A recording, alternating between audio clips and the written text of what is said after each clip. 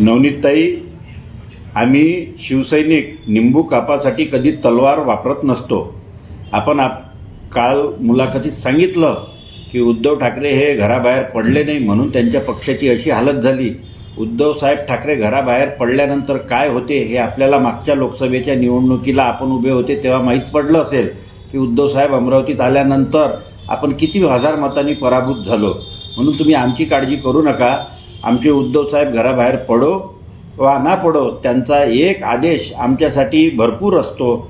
आपण आपल्या यजमानांची काळजी करा. आपल्या यजमानांना आपण भाजपला एवढं सगळं केल्यानंतर, भाजपच्यासाठी एवढे चमचेगिरी केल्यानंतर सुद्धा भाजपनं आपल्या यजमानांना साधं एक राज्यमंत्रीसुद्धा दिलं नाही. आपण त्याची काळजी करा. आपण या गोष्टीत आमच्या भानगडीत पडू नका. आपण आपल्या ठिकाणी काय करतो आहे, आपण प्रसिद्धीसाठी आपल्याला उद्धवसाहेब ठाकरेचं नाव वारंवार घ्यावं लागतं. तुमचं नाव ते साधं एक शब्दांनी काढत नाही, पण आपल्याला त्यांचं नाव वारंवार घ्यावं लागतं प्रसिद्धीसाठी.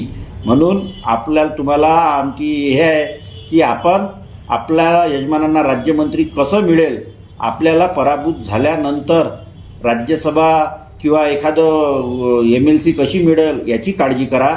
आणि राहिला उद्धव साहेबांचा प्रश्न, तर उद्धव साहेब जसे मागच्या तुमच्या निवडणुकीत आले होते ना, तसे पुन्हा तुम्ही यावेळेस पुन्हा कमळ घेऊन उभे राहा. उद्धव साहेब पुन्हा या लोकसभेला प्रचाराला येतील. आणि उद्धव साहेब बाहेर पडल्यानंतर जसं मागच्या वेळेस अमरावतीत आल्यानंतर काय झालं हे आपल्याला माहिती आहे, तसंच उद्धव साहेब याही निवडणुकीला प्रचाराला अमरावतीत येतील आणि तुम्हाला घरी बसवतील.